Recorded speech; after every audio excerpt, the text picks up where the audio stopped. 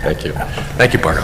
Sorry about that. Good evening, everyone. I just introduced myself. I'll introduce myself again. I'm Patrick Cahill. I'm the Assistant Soup for Business and Management Services here at Monroe Woodbury, and tonight we're kicking off our the public component of our budget development season.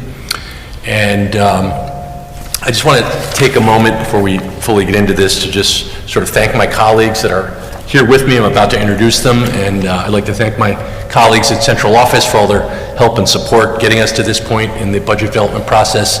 It's truly a team effort.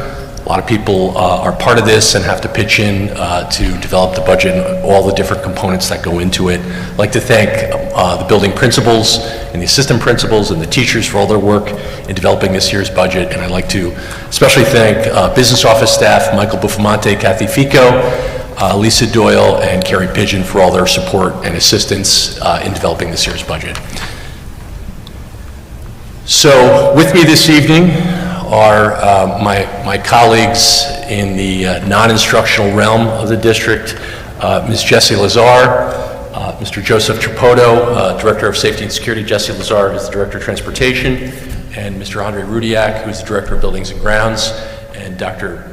Bargot Villas, who's the Assistant Superintendent for Information Systems and Compliance and Information Systems. So we're going to be covering their respective areas tonight.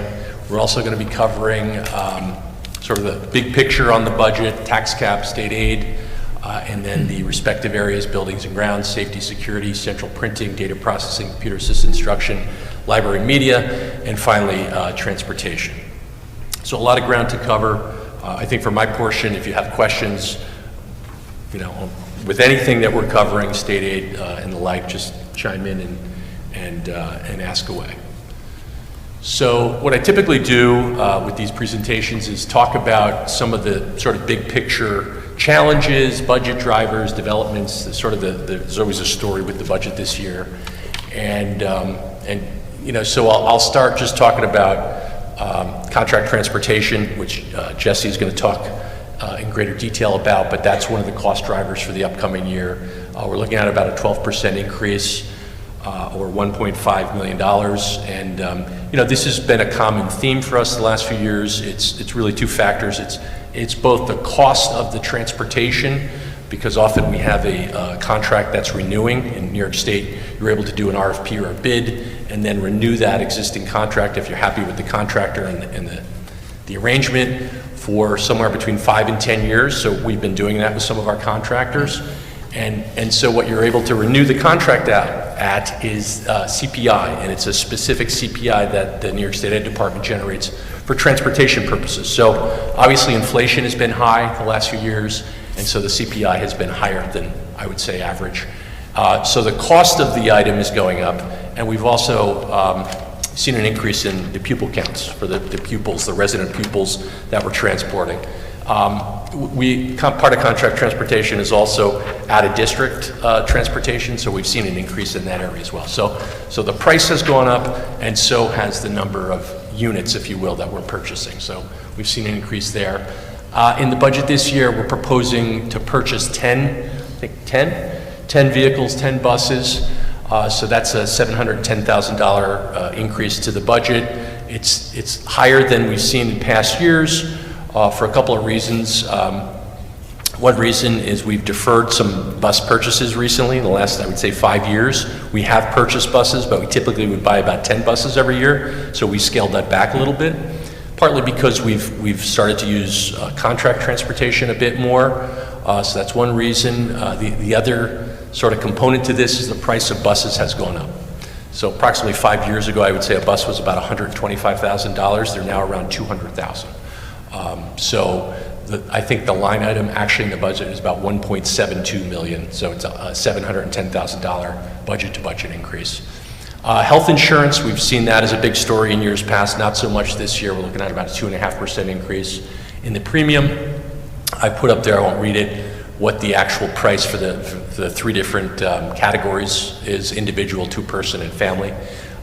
So again, relatively modest increase, which is good news. And then we typically have the ordinary sort of churn of people going from individual to two-person or family, which we always see.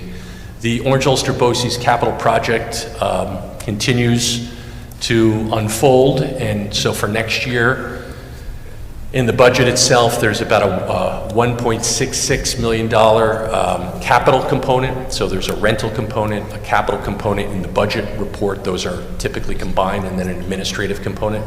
So that capital piece is a $482,000 increase year over year. What year are we in, and how many years are there? Well, the good news is, this for next year at 1.66 million, it should be fully phased in. So we should not see another increase after this. But 3 years ago, that number was about 940,000. So we have seen a good increase. You know, the upside of that is we're going to have better facilities there for our students, larger facilities potentially.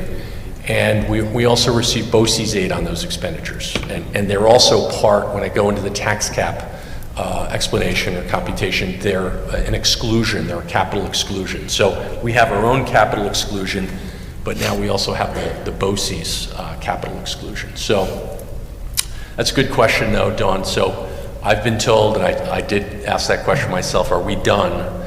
And we are, that it should be sort of, they're not completely done, but the borrowing and the expense to the district should level out at 1.6.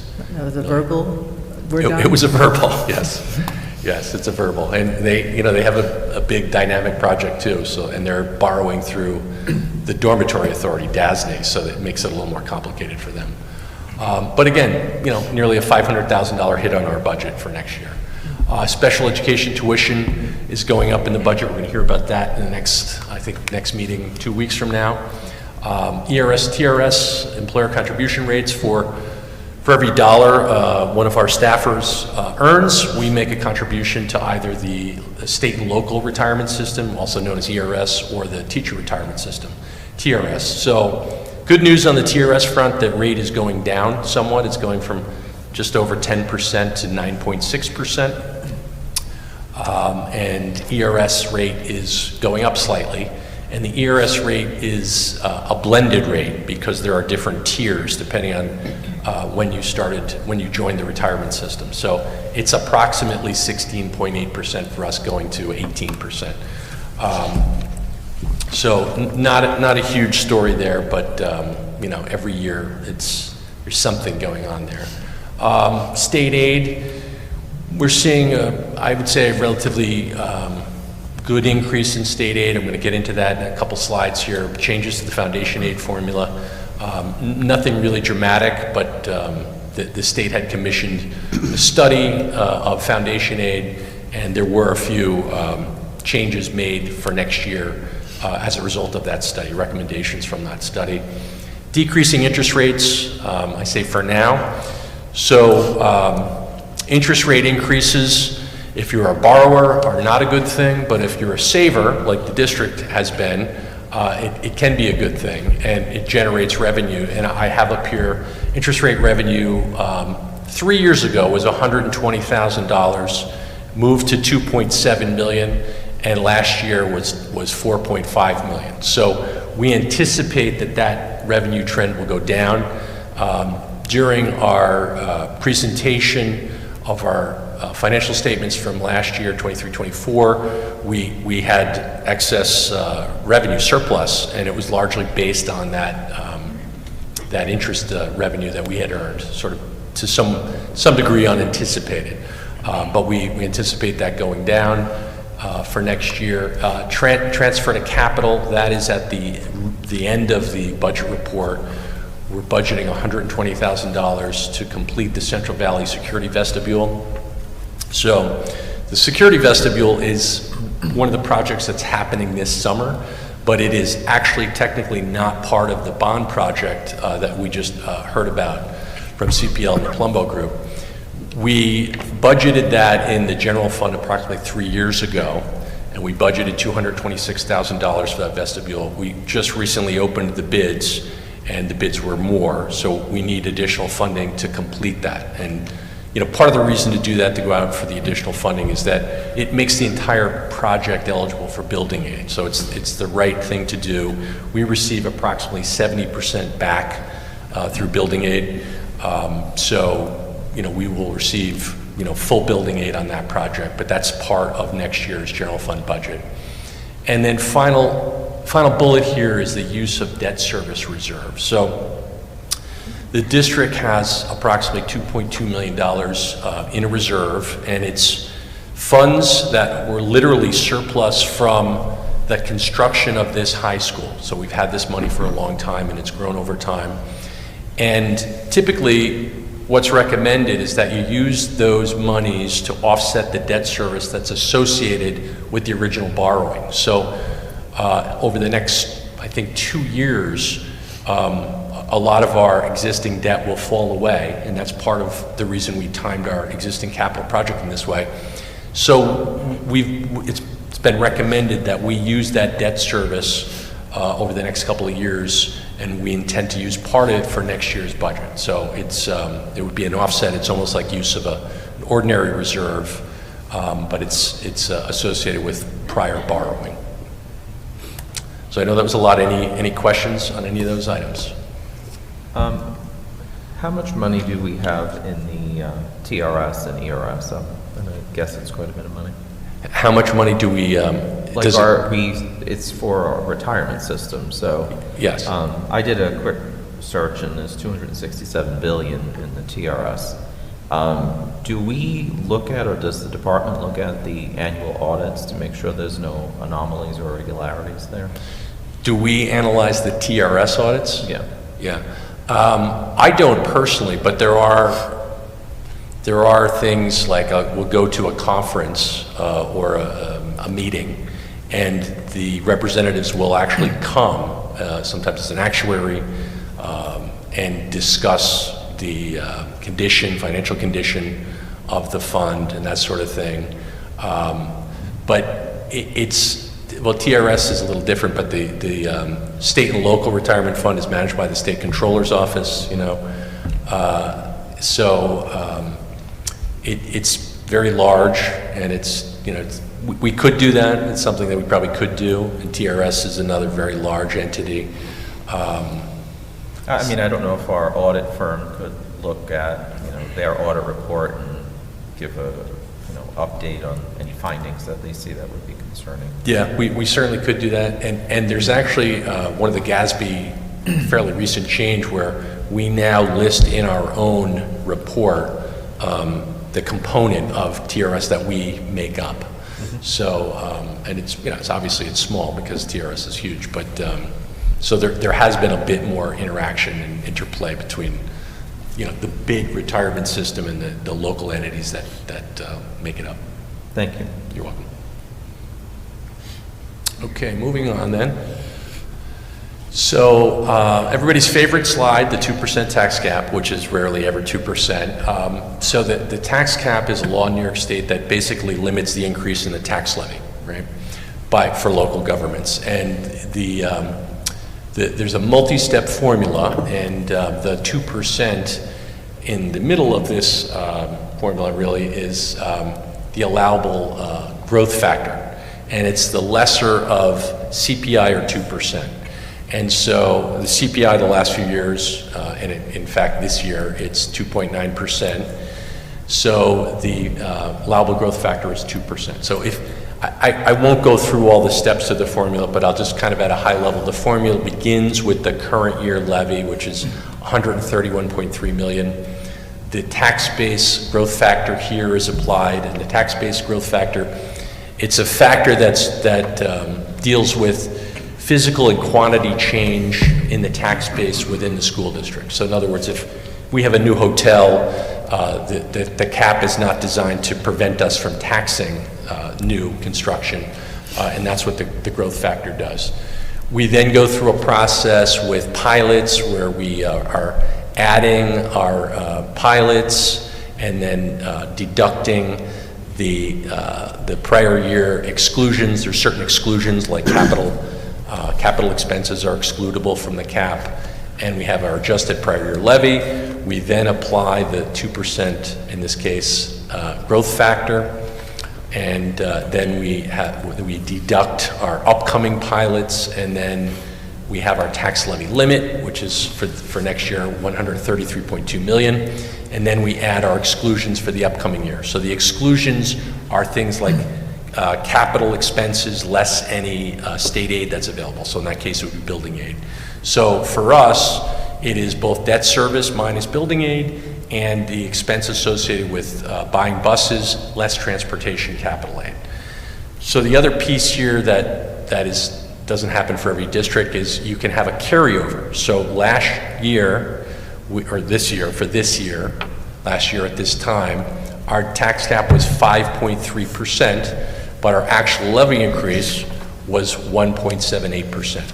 So that provides a carryover for us into this year. So with the carryover, $863,000, the maximum allowable levy is $136,033,529, or a 3.55% increase. So, any questions on the tax cap? So, applicable to school districts, towns, villages, counties. There's an override mechanism with the cap. More than 60% of the voters of the district have to approve that if we wanted to override the cap. With towns and villages and counties, it's just a majority, 60% I think of the board, the governing body. It's a little different. So that's the 2% tax cap for next year. The executive budget proposal for next year, I won't go through everything, but had an overall increase in state aid of about 4.8%.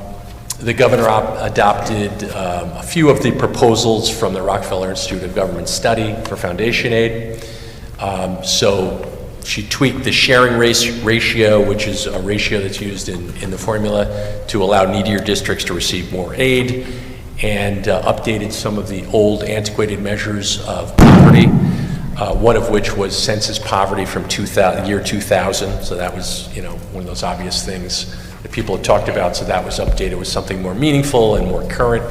The governor discontinued the push to repeal the save or hold harmless provision in state aid. So for decades in New York State, there's kind of a policy where no district would get less than they had received in the year before, and that's called save harmless or hold harmless. So that was applicable in foundation aid, and the governor last year said we're going to do away with that. So it was negatively impacting hundreds, somewhere around 300 school districts. So she has backed off of that proposal, and instead all districts get a minimum of a 2% increase for next year in foundation aid.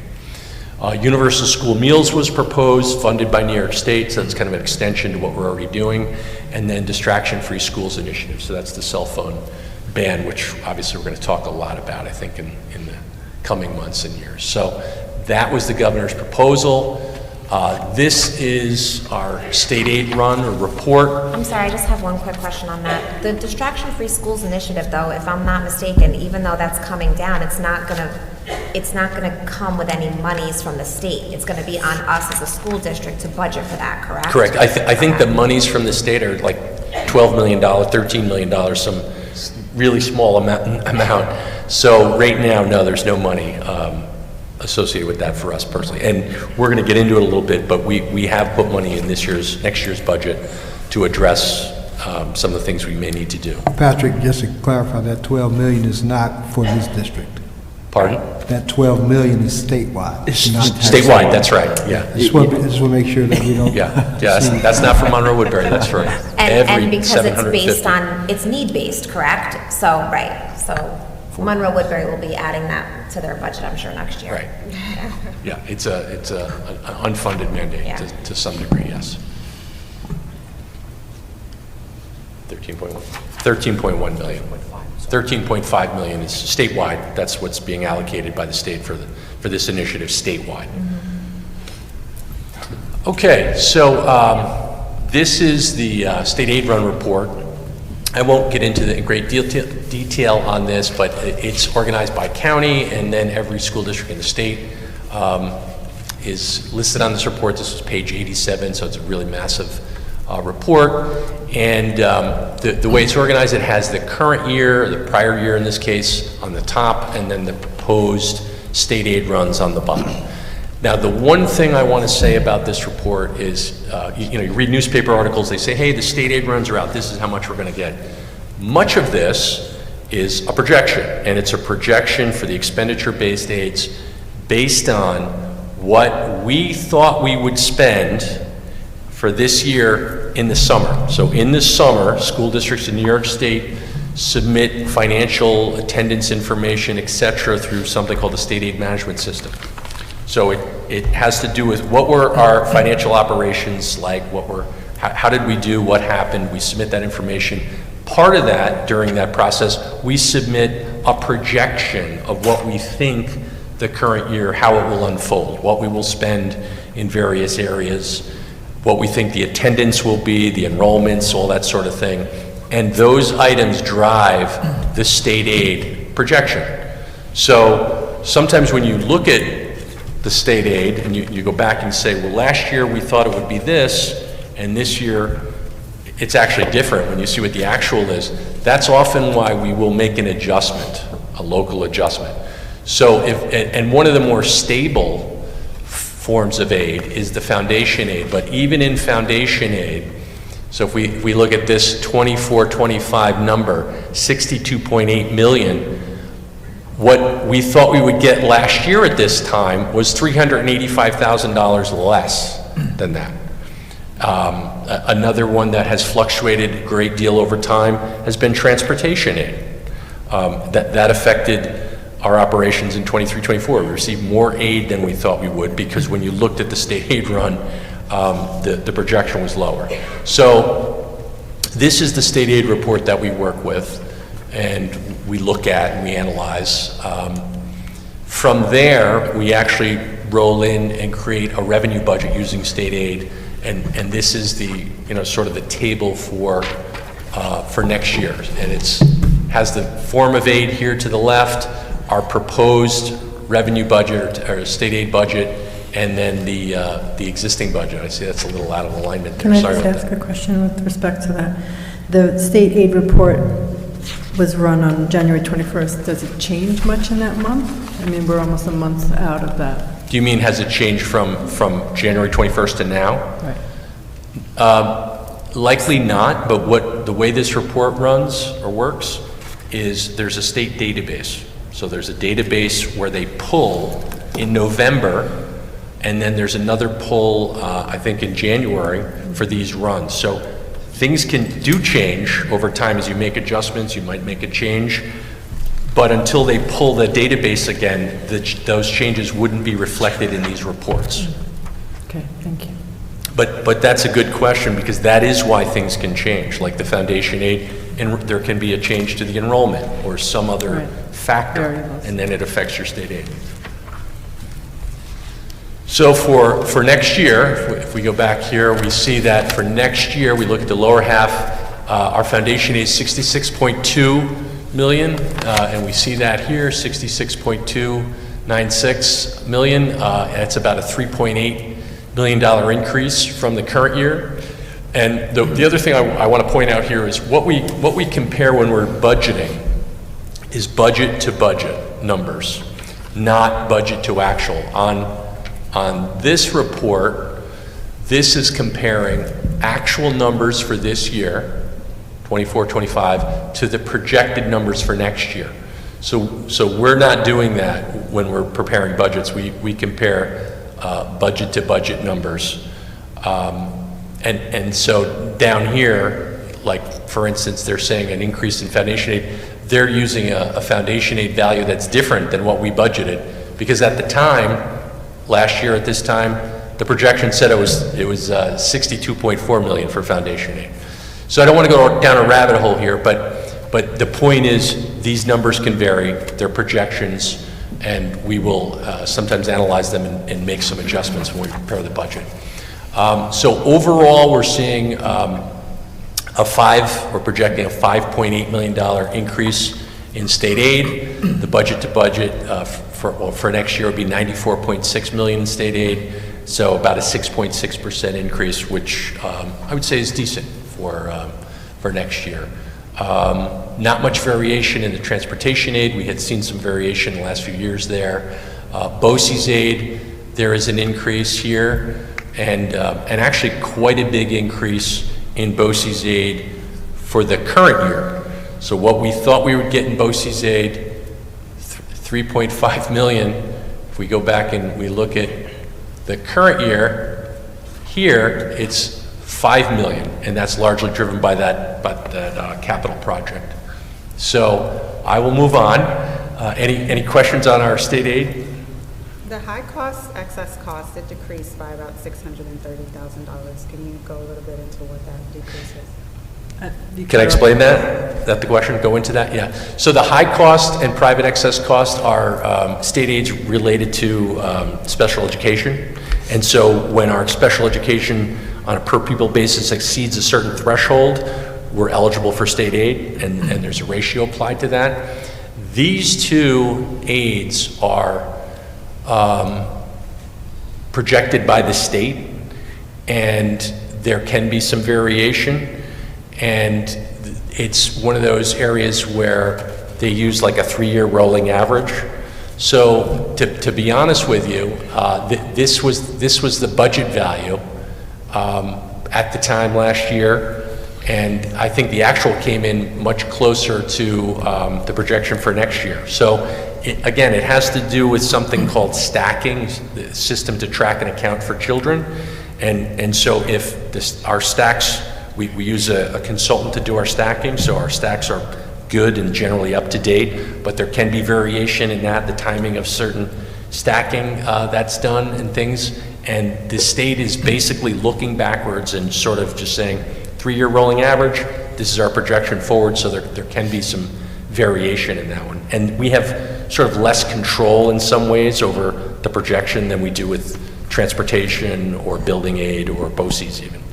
But the projection or the proposed is close to what we would actually need to spend for that program. So we don't expect to see like a significant shortfall in the funding that we need. Well, I would say we're not going to have a significant shortfall because this line here where I say the MW state aid adjustment. So last year we made an adjustment in state aid of $2.7 million.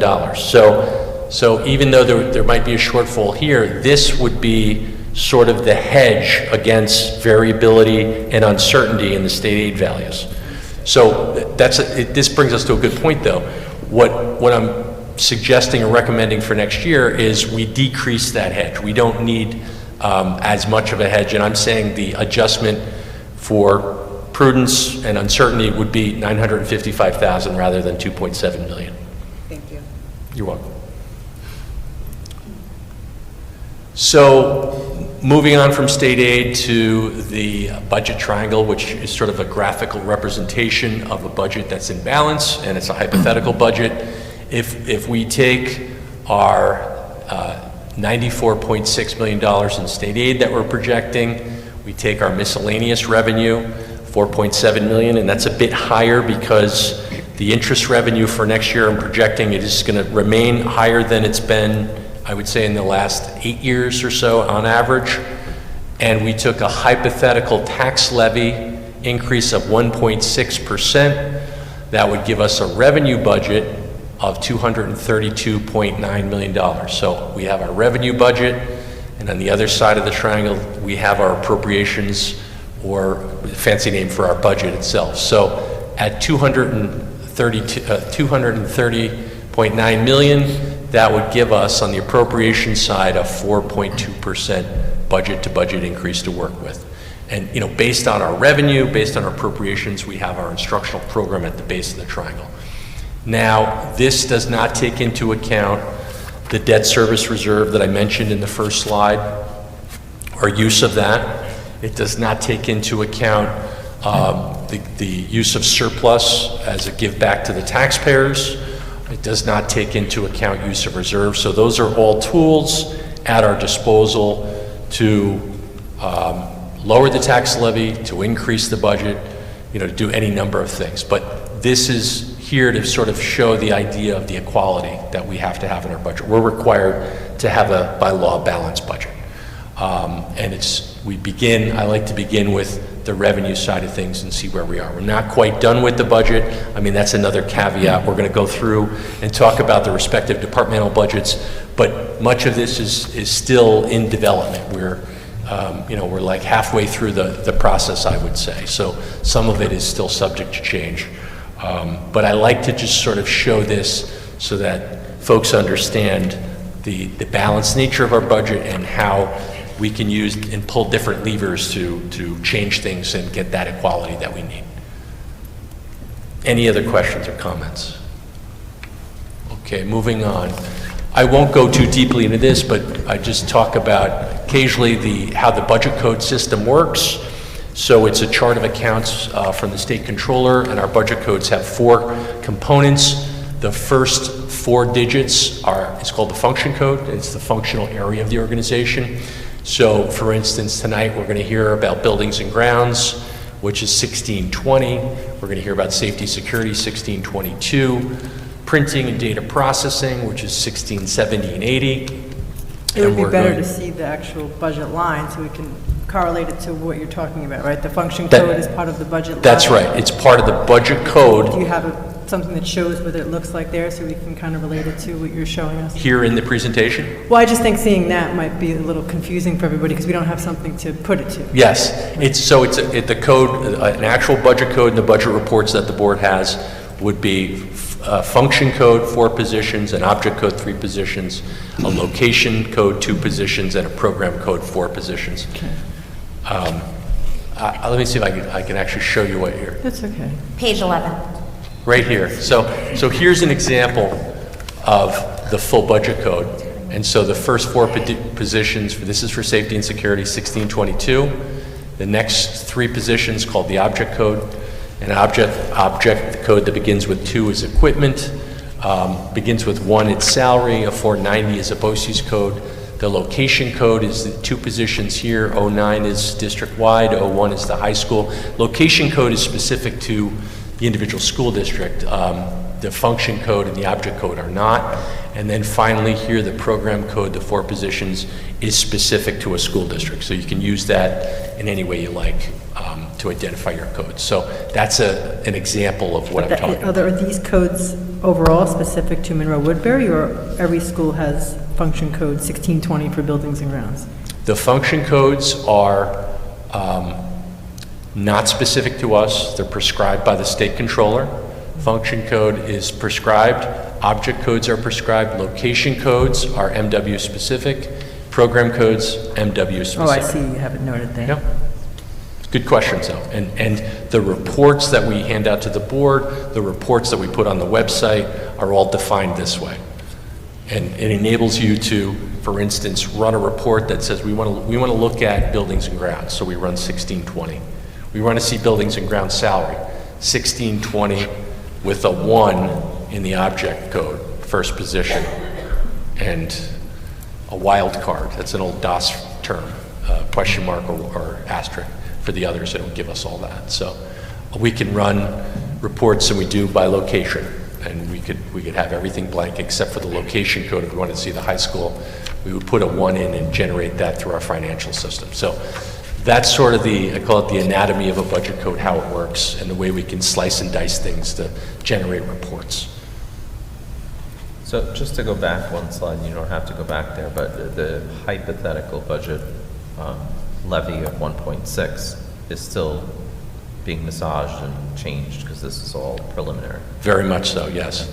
That's what I was trying to say, Michael, that we're just trying to show the equality and how, if we begin at this one point with the revenue budget, what that provides on the appropriation side without any of those other levers that I mentioned, the debt service, the reserves, the surplus, and assigned, it's called assigned fund balance, where we give that back to lower the levy.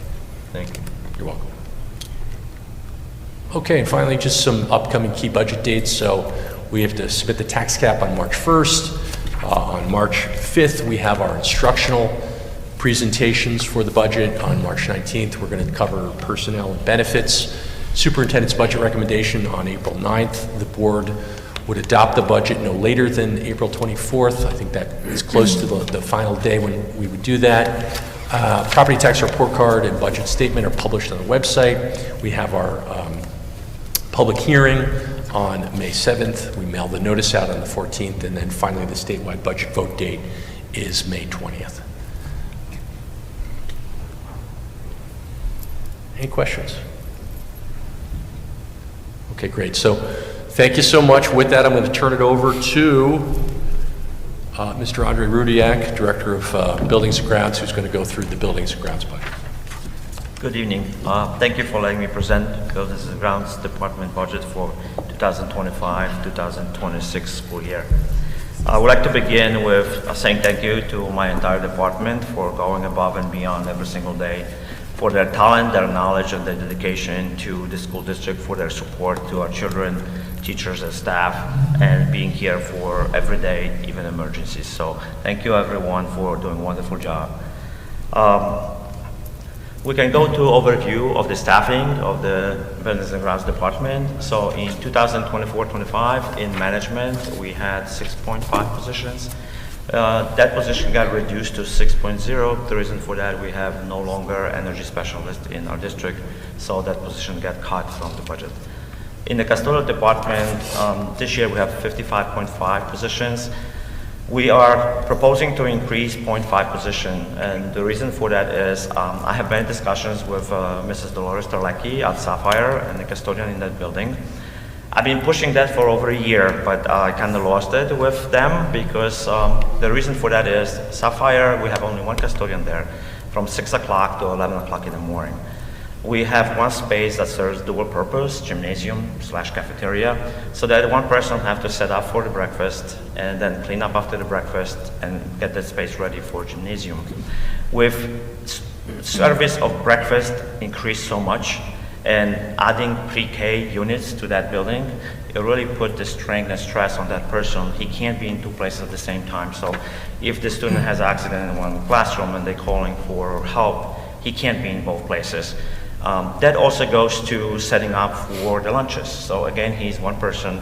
He has to convert that place from the gymnasium to the cafeteria, set up all the classrooms and everything else. So there's the greatest need for that. So we want to increase that to 0.5 position. That new person will work there from 7 in the morning to 11 to help with all that. In the grounds department, this year we have 8 positions. We're proposing the same 8 positions for this coming year. In the maintenance department, we have 9 positions this year. We're proposing the same for upcoming year. Total change from year to year of staffing is 0. We have 79 positions this year, and we're proposing 79 for next year. Operational maintenance overview. So the custodial staff cleans roughly 1 million square feet nightly. That equals to 333 3,000 square feet houses, or 6 3,000 square feet houses per staff member, with 229 acres maintained by 8 ground staff, or 29 acres per person, in addition to preparing the playing fields for school and community sports. With over 1,260,000 total square feet of maintenance staff preserves the district investment in facilities, contributes to the education mission by ensuring the facilities are comfortable, safe, and secure. That helps our students, teachers, and staff to reach their potential. Renovations projects that we did in 2024-25 school year are as follows. In the middle school, we complete upgrade of auditorium, audiovisual system, including installation of a 40-foot cyclorama on the stage. And we also replaced the carpet in the main office. At the Central Valley Elementary, this project was done completely by our maintenance staff from start to finish. That was full renovation of the music suite during the summer. That included building new storage cabinets, new floor tiles, new ceiling tiles, and replacing all the lights there with LED lights. At the high school, we replaced staircase treads in staircase number 1 from A level to D level. Proposed renovations projects for 2025-26 school year. Sapphire, we're proposing to replace the playground for about $300,000 and replacing a kitchen floor for about $100,000. At the high school, we're proposing to replace the treads replacement at staircase 3. We were trying to do 1 staircase every single year. There's 4 of them that are huge. And replacing a carpet in room 140 and 279 for about $50,000. In the grounds, we have our track on field number 3, which is about 6 years old. We have to power wash that track and restripe it. Our lines on the track are fading. They're almost not visible. So this summer, it's crucial for us to do to extend the life of the track for another 6 years. When we go to budget overview by codes, which like Patrick explained, 1620 code. So in the budget account 1500, which is the management, the adopted budget for 24-25 school year was $104,950. We're proposing for 25-26 school year $105,950. The dollar change value is $1,000, which is 0.95%. 1600 code is a custodial code. Adopted budget was $463,585. We're proposing for 225-26 school year $466,973. The dollar change value is $3,388, which is 0.73%. Mainly is due to inflation of the goods that we're purchasing for the custodial department to clean our buildings and toilet tissues and everything else what we're purchasing. 1700 code is the grounds code. Last year, adopted budget was $361,833. We're proposing for 25-26 school year $367,890. The dollar change value is $6,057, which is 1.67% increase. The reason for increase in that code is also we have leased a turf tank, which is robotic striping machine for our fields. So normally it will take about 3 grounds person to stripe the soccer field for about half a day. They have to measure all the distances, make sure the circles, the corners, everything is square. That machine can do that in 20 minutes. So you set up the satellite, you bring the machine to the field, and that machine stripes the entire field for 20 minutes. That helps tremendously with our staff of maintaining our fields for mowing and weed whacking and everything else. So it's a huge help. We tried it in the fall and it works wonderful. 1800 code is the maintenance code. So adopted budget for 24-25 was $1,929,832. We're proposing $2,061,293. The dollar change value is $131,461, which is 6.81%. The increase in that code is every school district every 5 years has to do building condition survey. This coming year is Monroe-Woodbury's turn to do building condition survey.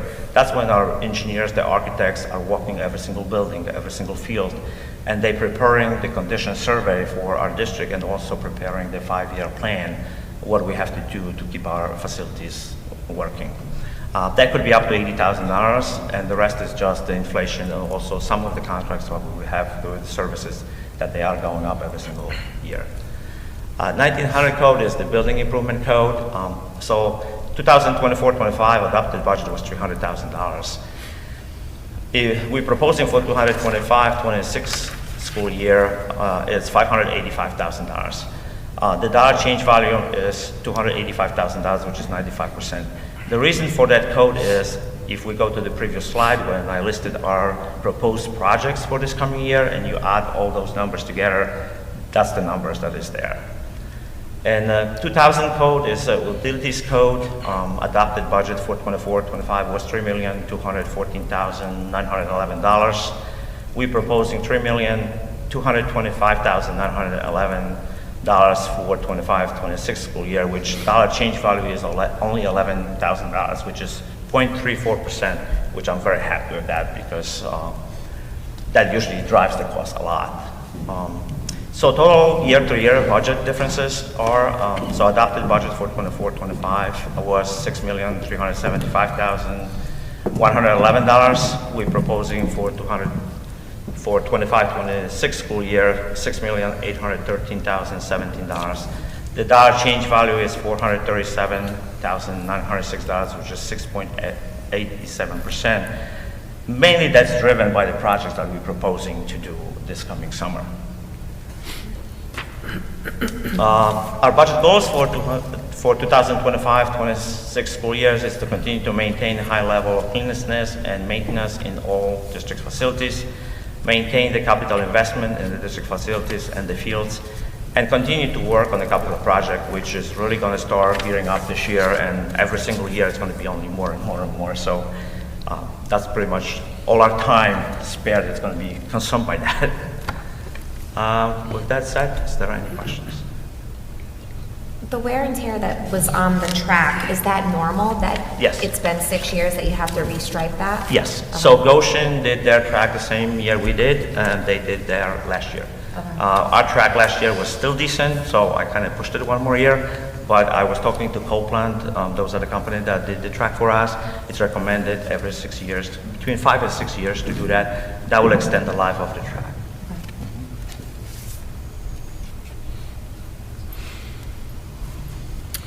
Thank you. Thank you, Andre.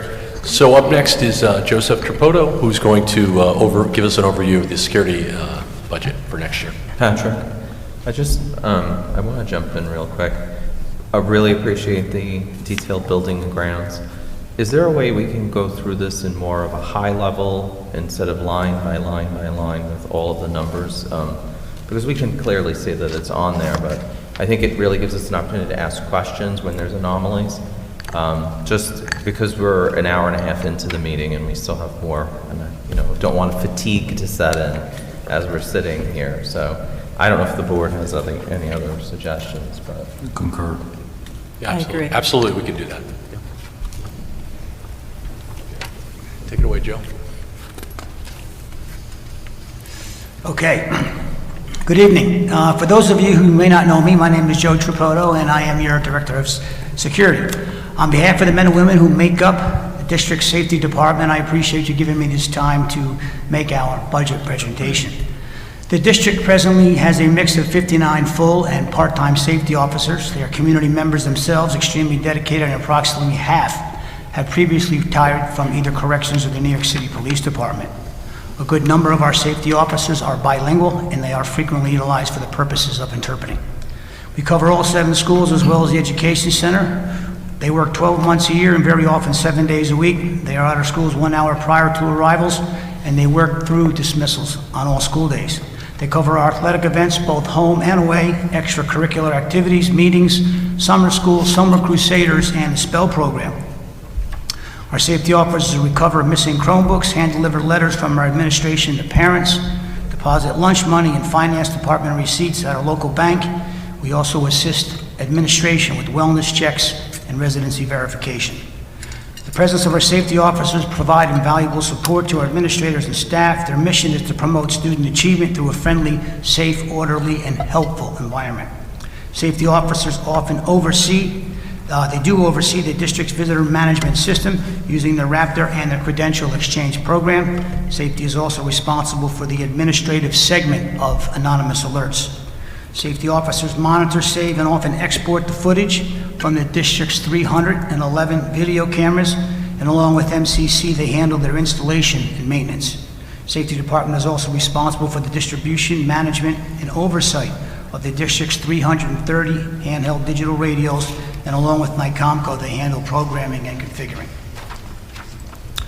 We are presently in the final stages of distributing the collaborative response graphics and high-resolution imagery maps, known as CRG, to all the district schools, the Education Center, and MCC. The micro and macro maps have a grid overlay with alphanumeric codes. When combined, the column and row codes can effectively communicate location to anyone responding to our district. The maps are configured to appear digitally at the Orange County Emergency 911 Center, local dispatch systems, and our first responders. In 2022, Governor Hochul signed Alyssa's Law. Alyssa's Law required schools to consider the use of silent panic alarms in their safety plans. As a result, the district will soon be partnering with Centegix and Crisis Alert. The Crisis Alert badge will enable our staff to get help instantly in an emergency with a wearable mobile panic button. The mobile panic button will quickly and discreetly initiate an alert and integrate to our existing safety assets, thereby extending their capabilities. The system will provide multi-layer safety protection and campus-wide coverage. And lastly, as a result of Governor Hochul's recent proposal to restrict smartphone use in schools, Safety Department is working in collaboration with the Cabinet and MCC to come up with a possible plan. The governor's proposal will restrict smartphone use in K-12 schools throughout the entire school day. So in similar fashion to what some of our neighboring school districts are already using, we are considering the purchase of the Yonder pouch. Yonder has been in business for over 10 years, is considered an established leader in the field, and is used by over 1 million students in 26 countries. This proposed statewide requirement will need us to have a plan in place by the start of the 25-26 school year.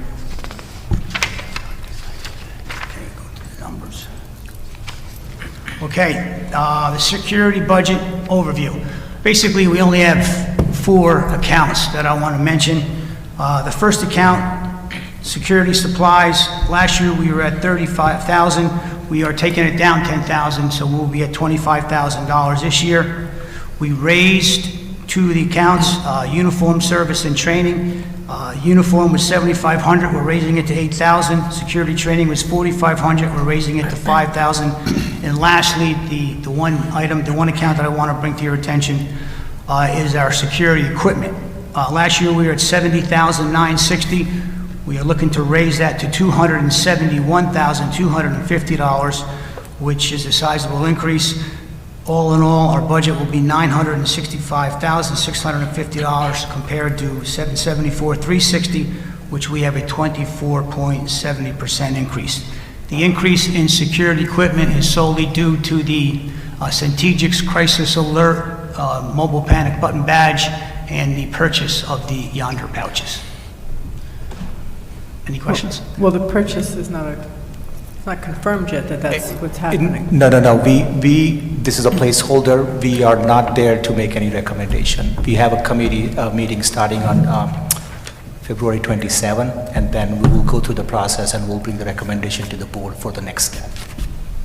So it is not confirmed. Thank you. So what is the projected price for the Yonder pouches? The price of the Yonder pouch, I spoke to the New York rep a couple times, Andrew Richards. The price of the Yonder pouch is $30 per pouch. If we were to use the pouches for both our middle school and high school, they give you a 15% discount. That brings them down to $25.50. That includes the magnetic base. That we would need 15%. That's what they recommend, overage. Some of the students lose patches, things of that nature, they break. So we have a placeholder in that budget for, this type of item.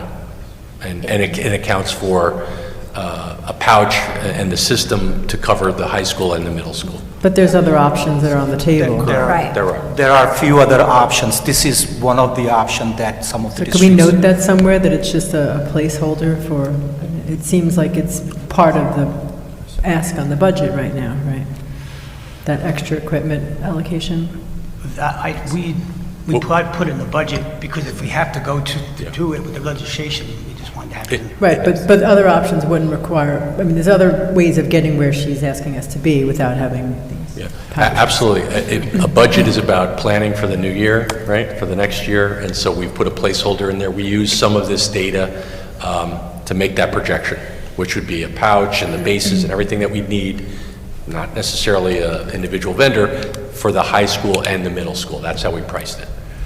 And my follow-up question to that, which it might be more of a question for Ms. Hawk when she gives her personnel, but is there a conversation, and I know that there's a committee that's been formed for this, so I might be just jumping ahead, but is there a conversation as to whether or not there'll be a personnel increase to have to manage the cell phone? Again, you're talking about somebody being there, your guys and gals are already doing everything that they're doing. Is this going to be on the high school and the middle school administration? Is this going to be a security thing? So it's not something I expect to answer for now. Because I was saying, why was this in this budget for safety and security when there's other components of this? Right. So let me just chime in for a minute. So we know the governor is pushing this down. There's still a lot of scuttlebutt out there as to districts having local control. We're not there yet. The stance that we have taken under direction of the board, we have formed a committee That committee has yet to do the work because some of this was still unfolding as we assemble our committee. We will be reaching out to the public. We want public input. We want to hear from the parents, and based on what input we receive from all the stakeholder groups, all those decisions and these things that we're talking about will come to fruition. So it would be a little bit premature to say if we're going to have an increase in personnel, not that you're saying that or insinuating that, or we're going to even go with the wonder pouches or whatever. I do think it's prudent to establish some funding to the side, but nevertheless, that's not to say that we'll exhaust that funding, and certainly not how much. So more to follow based on the committee. And I you think, talked, I'm sorry. I was just going to ask about the panic button. How much is that? The Strategic Crisis Alert Panic Button, it's approximately $520,000. The initial year is a little bit more, and then it's a 4-year lease for $83,000 a year. I'm sorry, I'm going back to the pouches one more time. And again, I know it's not a question to be answered now, but is there a concern if this is coming down from the state across, many districts? Did the Yonder Pouch Company have the capability of being able to provide if everybody chooses to go this route? And again, I know that we're not necessarily saying that we are doing that, but is it something that it's even feasible for them to be able to get this in the hands of our district, let alone anybody else, by September? So again, not necessarily have to be answered now, but just something to think about. Well, yeah, I just don't think you can answer that question. I spoke to Andrew Richards, he's the New York rep, a number of times, and he gave me like a time frame that he would be able to deliver the pouches for the beginning of the school year, as long as you gave him, I guess, 3 months' notice. So again, I'm going to chime in. We're not there. I haven't agreed to wonder pouches. There's more than one type of pouch. I would imagine if this becomes legislation, vendors tend to follow suit. There will be a market created. We have pouches in our schools as we speak. But I think it's premature to start responding publicly about a direction. We have not surveyed our parents, our community, and more to follow with that. And the good news, you had touched on this, Dr. Norman, is we can put something in the budget, but we don't necessarily pull the trigger and spend the money. It's about planning for next year. We don't know exactly where we're going to go, which direction this is going to go in, but we have a placeholder financially for this. Those not familiar with how to look at the budget and understand that they're just a placeholder, I think perhaps if you just put something on there that this is just included, if it comes to fruition, like I don't think it needs to be out in the community that we're spending all this money on something that hasn't been discussed yet. Okay. Great.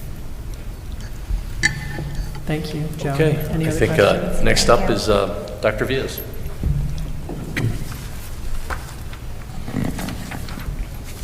Good evening, board members. Technology, as it's mentioned in our mission statement, academic achievement and success for all students. Technology is an integral part of not only our students, but also our support staff. It ranges from providing the opportunities to our students in terms of educational technology, behind the scene building management system, security cameras, variety of different things, cybersecurity. So we look at the holistic approach of the technology budget. The way we plan the budget, it starts from really a collaborative budget from supporting from teachers, department chairs, building administrators, my colleagues at the cabinet, and ultimately Superintendent Dr. Norman. And we look at the trends, we look at the current use of the devices, current use of the educational tools that we've been using, and we've been very prudent in terms of if the device usage is not there, change it, the software usage is not there, change it to something else. So it is truly a fluid, but a really, really good budget overall. Technology is divided into the 4 different buckets. What we call is a system chart. It ranges from data, network, hardware, and instructional. Data is more about student management system, account management, some of the New York State Educational Department reporting, data privacy, and data backups. Network consists of cybersecurity, and it ranges from mobile device management, our wireless infrastructure, and software integration as a single sign-on. Hardware, it's basically the Microsoft network, some of the Google and back-end behind the scene Apple technologies, our devices for faculty and staff and students, printers, and various classroom technologies like the smart panel. Instructional, this is really where some of the important work happens. It's working with my colleagues to Assistant Superintendent of CNI. New York State Education Department has about 2 years before published the computer science and digital fluency standards. So we started integrating about 3 or 4 years before these standards into our curriculum. Variety of the STEAM activities that are done either through the technology coaches, library media specialists, and STEAM teachers are part of this New York State curriculum of computer science and digital fluency standards, instructional software, and ultimately student devices support. Some of the technology initiative for this year, and it will go into the next year. One of the couple of big ones are updating our current phone system. Our current phone system is an open source asterisk system. We will be moving it to Cisco call manager system. Some of the phase 1 and 2 of designing and planning has been completed, and then we'll be moving on towards the end of this year, early next year in terms of a migration. This year we have started dual multi-factor authentication. Big kudos to all the administrators for supporting this initiative.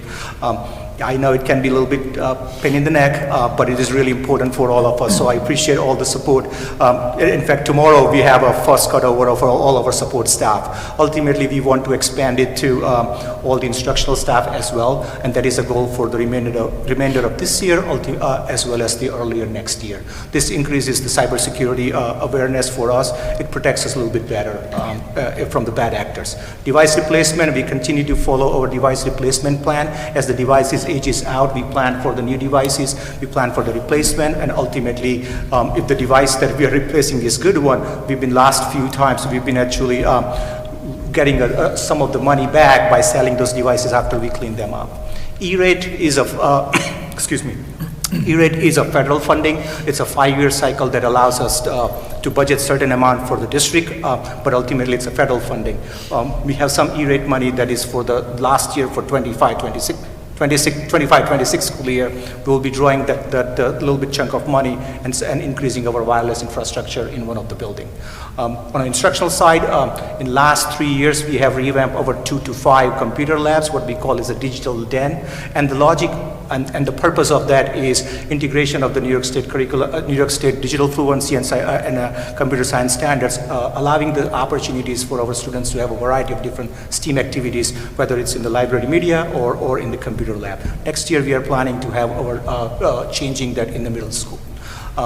Flat panels, about 6 years before we started this project as a 7-year replacement plan, all the buildings except some, about less than 20 classrooms in high school, if you walk in, they have now, instead of old smart board, we have now new smart panels. Next year will be our 7th year of the upgrade cycle, and then after that, we'll go back to the elementary buildings. Data privacy and cybersecurity. This is one of an ongoing process.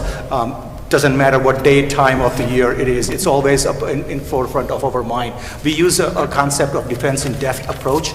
It allows us to be working with a variety of different layer approach. Community, we're part of, as a school district, we are part of a variety of national and state level cybersecurity communities that allows us to do the intel sharing.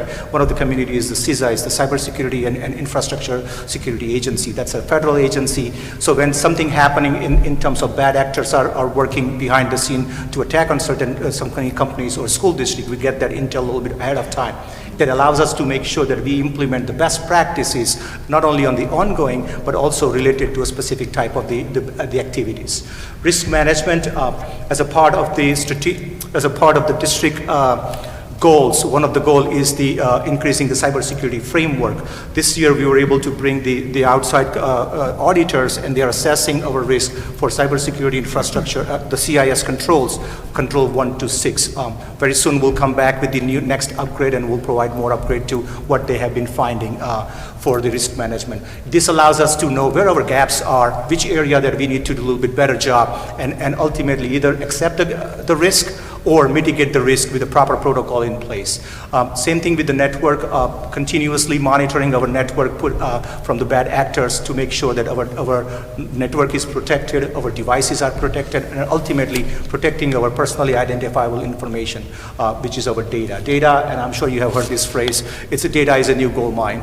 Everybody wants to get the data, especially for the data that for our young students, because they might be graduating in 15, 20 years before, and it is our fiduciary responsibility to make sure we protect our data, our students and staff data as best as we can. Data privacy and cybersecurity. So New York State has the ad law, what we call the ad law 2D for compliance. We are continuously doing a variety of different either activities or training to support our students and staff. This year, as a part of the district strategic goals, we are in a process of updating our disaster recovery and incident response plans, more to come in next couple of months. We follow the national, the NIST cybersecurity standards. It's a National Institute for Safety Standards and Technology. The assessment will be forthcoming as a part of the in next couple of months. NCSR, this is a self-assessment survey. Every year we complete the National Cybersecurity Review. We recently completed this review for this year. What it does, it allows us to basically see our journey, which areas we are progressing and which area we still have some gaps that we can improvise by putting either solution or support in place. Phishing campaign for students and staff. This is another could be a little bit tricky, but this is another good process we have in place for last about 5 years for our staff. This is our 3rd year for students. When the students and staff come back in September, generally, excuse me, generally we see a higher rate of phishing campaign that starts 9 to 10%, and as the year progresses, we see a lower phishing campaign rate. Right now we are about 4% for both our students and staff, and historically this is the best one that we got. So big shout out to all the students and staff for supporting this. And now they are in the mindset of when they see something, they're not only not opening, but they're also reporting it precisely. So thank you for your support. And then ultimately continuously improving the vetting process of data privacy agreement, continuously monitoring the privacy agreement. What are the companies doing it? What are the privacy agreements changing? What does this mean on when the company is in a cloud versus the on-prem? So the preliminary technology recommendation, we have 4 different codes. That range from instructional, data processing, library media, and central printing. Majority of the codes are very similar from this year to next year. In the instructional code, we're adding a K-5 instructional reading program subscription. So that's a major increase. Data processing, we have added the E-rate. The district portion of the E-rate is a part of the data processing. Library media, we are adding SWANC. We are piloting the SWANC this year, and if the pilot works, we will continue to add that for the next school years as well. Central printing, for last 3 years, we have kept that cost 0. We continuously see the increase in the postage, so we are adjusting that to just keep it up. So overall, for all total budget codes, 4 budget codes, it's a 3.39% increase. And the picture on the right side, that's actually a very latest picture. I mean, they're all latest, but this is actually from last week. This is a big shout out to CV. This is their CV TV station. This is their digital den. It's Mr. Krill and in leadership of Mr. Perone. This is the first time the kids are actually working on creating the weather station and creating the video about giving the weather report. So this is really where we want to go with the opportunity to our kids to have a more STEAM activity. Technology is only good when it's really, well, first it works, and then second one is how it's being used by not only for our staff, but also for our students. This is preparing them for their next career, and this, I can see some of those kids working at the help desk in the next few years. Technology in general in the district, not going to go line by line. So it ranges from, as a school district, we support all. Like, it's not like a standard industry that we have all PCs or all Macs. We provide the solution and support to whether it's an Apple device, Google device, printers, all about it, the wireless access. We have close to 10,500 total number of devices, and then we support about 182 technology solutions across the district. Help desk tickets, we continue to monitor all the students and staff tickets. Depending on the year, we see the sometimes a little bit increase, sometimes a little bit decrease. It's on par year after year activities for us. We have for the staff, they use the help desk, they use the school duty as a ticket system, and then we have high school students who work on our help desk that provides the support to our students' devices as well. High school student help desk, this is an exciting story. So now we have, as of 2 weeks before, we have 20 students. We started this program in 21-22 school year with 4 students. There are 5 girls and 15 boys. There are 20 students. I shouldn't go into much into that. And this ranges from freshmen to seniors. Some of the seniors are part of the work-study program as well. Work-study program is facilitated through Dr. Hassler and Chris Conway with the support of high school Mr. McElroy. That's a program that allows us to have the students doing the work study while working with us, and then ultimately getting some credit on their transcript. This is truly one of the programs that allows the students to follow their passion. And the students are from, we track the students who graduate with us, and they go to all different places. So it's not just the technology kids who are interested on the help desk. One of the top senior last year went up in mechanical engineering. One of the senior is studying the business and management services. So this is truly the collaboration of different students working together. They're becoming so good now that the incoming new students, these current seniors, take the interviews of the incoming students with the adult in the back. So not only they're getting a technology help or support and learning the skills, they're learning the interview and interviewee skill, how you are going to take the interview, not only you're giving the interview. So it's truly a good overall program for our students to support. Big shout out to our librarians to support that, and our high school administration, because it's not always easy to have them work to collaboratively together. Library media specialist, Kathy Gardner, our new library coordinator, doing an amazing job supporting not only the Smith Club, but all the librarians. And they are an integral part of not only the library media, but also the technology, because they goes hand in hand. They help out with when it's needed in terms of distribution and supporting of the Chromebooks. We track the K-12 curriculum circulation, the online circulation curriculum. We are on par with the year to year. You see the little lower number because this is a February number. It will catch up in terms of the overall number that you see the year after year. Library is truly a vibrant place and ultimately allow the students and staff to flourish in their own way, whether they are playing the STEAM activity in the corner, or whether they are doing the read aloud, or they just simply having fun playing chess with each other. What we have done in last 6 years, each year we have changed the library to active learning spaces. So this year and next year, we are combining the budget to improvise the library in the high school because it's a bigger place. And that's a 7th. Next year will be our year 7. And that has served us as a district very well. It also promotes a variety of different skills, whether it's digital citizenship or discover and innovate using the growth mindset throughout the experience and reflection. Also, our librarians do an amazing job of integrating the library standards into their curriculum. It allows the students to encourage information fluency skill and ultimately commit to the community and school partnership. One of the pictures, it says about the partnering with the local libraries. Last year or 2 years before, Dr. Hassler started this process of giving the incoming K, 2nd grade, 6th grade, and 9th grade kids their own library card with the partnership of our local library. And that has served our students very well. Hook them early, and they get used to what is the library card, how do I use it, how do I take my parents sometimes to the library. So that has served and helped us in terms of having this understanding from a student's perspective. Before I jump to the question, I have it's a less than 2 minutes video.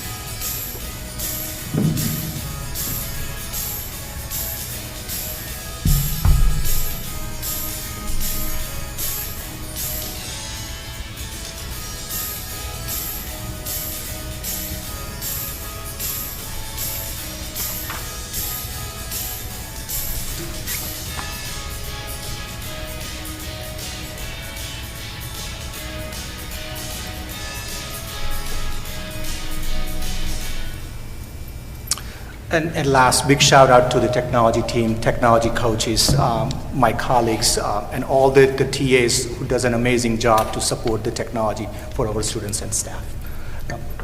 Questions? I don't know if I heard this correctly, so I'm just confirming. You said that as a revenue stream, when we have older devices, we'll wipe them and sell them. I just want to make sure that we're taking all of the necessary protocols to make sure that it's a clean wipe, non-retrievable, with, all of the software that you can use to do it. Yes, so we use a couple of companies through our BOCES, and they actually wipe it for us, and we get a certification of destruction for all our devices. Thank you. Thank you. Thank you. Do you want to come here?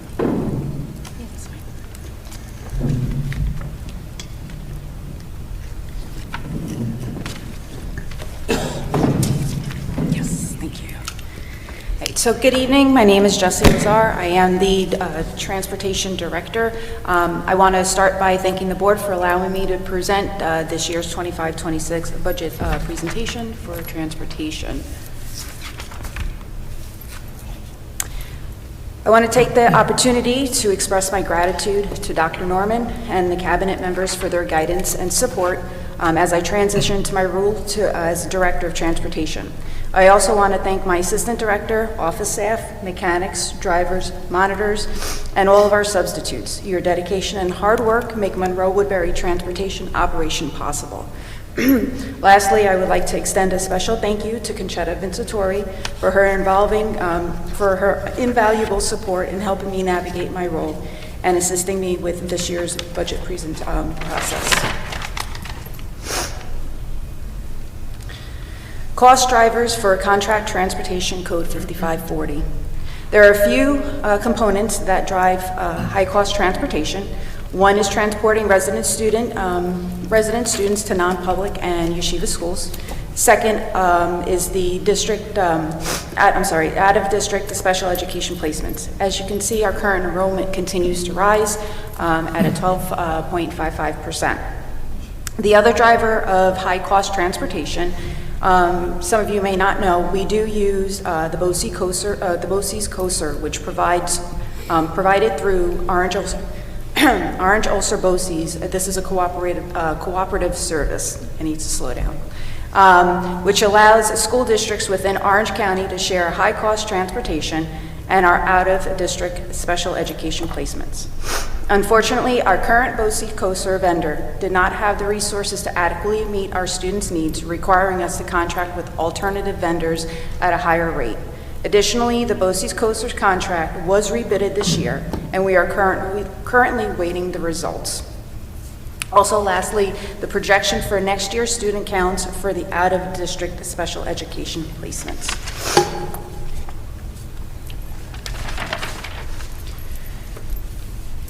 This is the breakdown of the Contract Transportation 5540 code. Field trips equaling less than 1% is $88,822. Athletic trips is 3%, $408,028.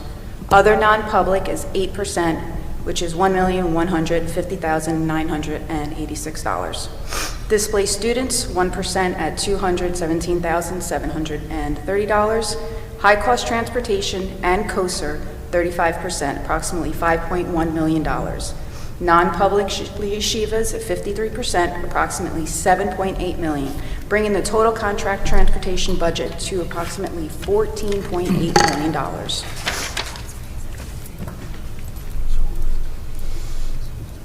Transportation Equipment Expenditure Code 5510.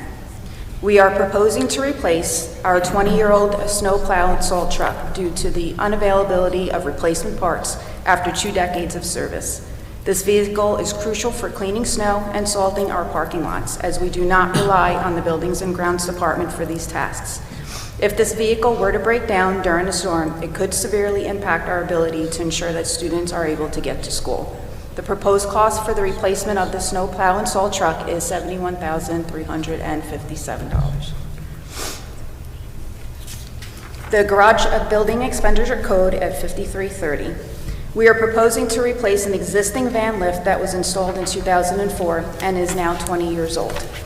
Currently, to stabilize our 35-passenger van on the lift, we have to use metal supports, which if you look at the bottom, the metal supports that we use to support the van. This is inefficient and poses a safety concern. This lift holds up to 15,000 pounds. The new lift we are proposing features arms that are 2 feet longer, allowing the van to sit more centered, improving balance and safety of our mechanics. The new lift will support up to 16,000 pounds, which will accommodate larger style vehicles and future EV vans. The proposed replacement lift costs $34,175. Okay, the budget-to-budget comparison. So for our transportation equipment budget code 5510, last year's budget was $1,549,212. This year, it would be $1,629,877. The year-to-year budget increase is about $88,665, equaling to about 5.21%. This is due in parts to rising costs of inflation and the proposed plow salt truck.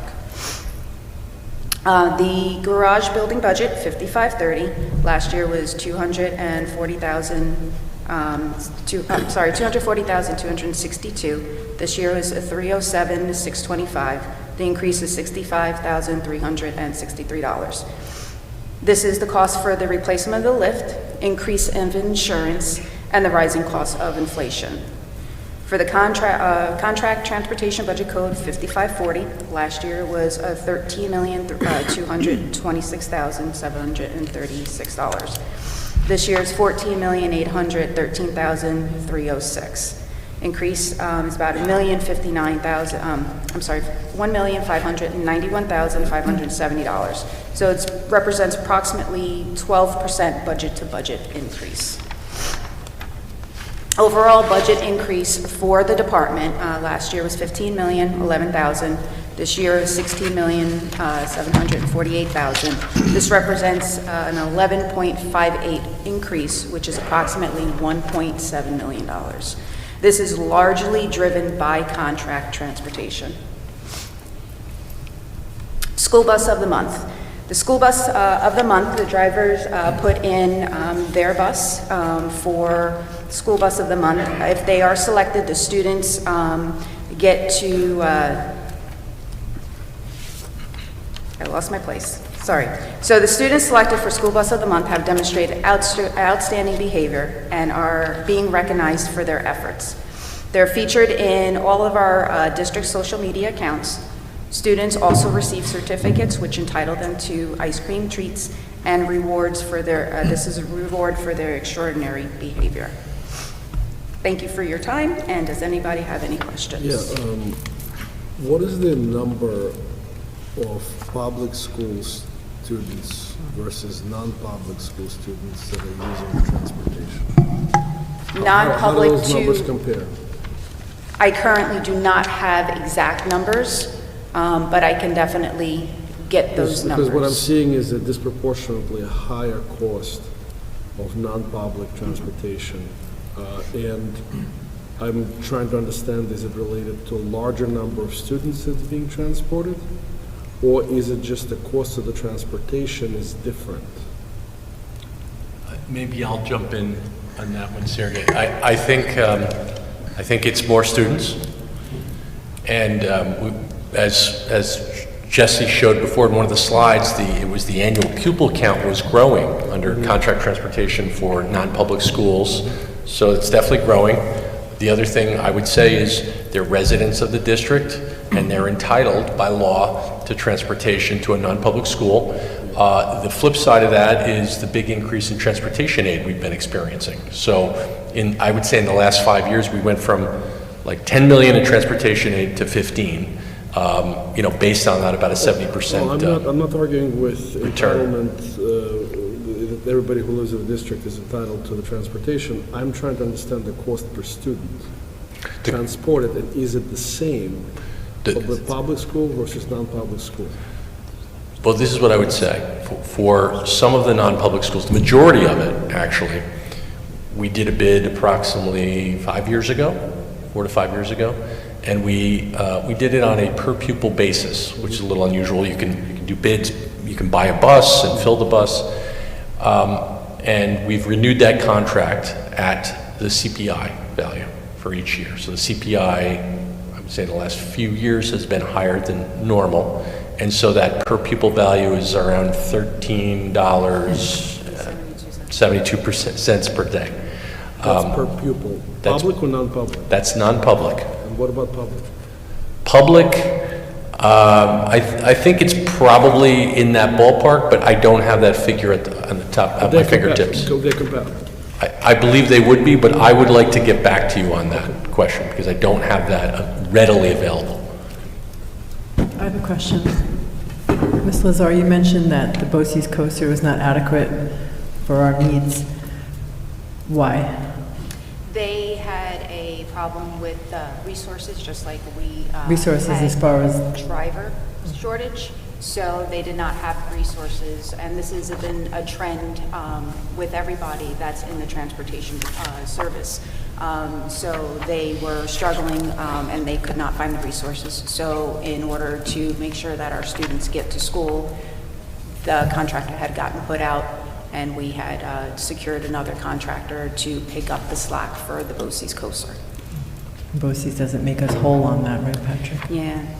They what? Doesn't make us whole on that, right? No, not at all. They basically facilitate the bidding and some of the paperwork with SED, and then it's on the contractor, whoever's selected.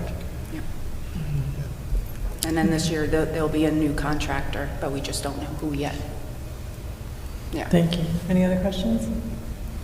Thank you very much for your very thorough budget presentations. We appreciate all the work that went into what you provided. Thank you so much. Thank you.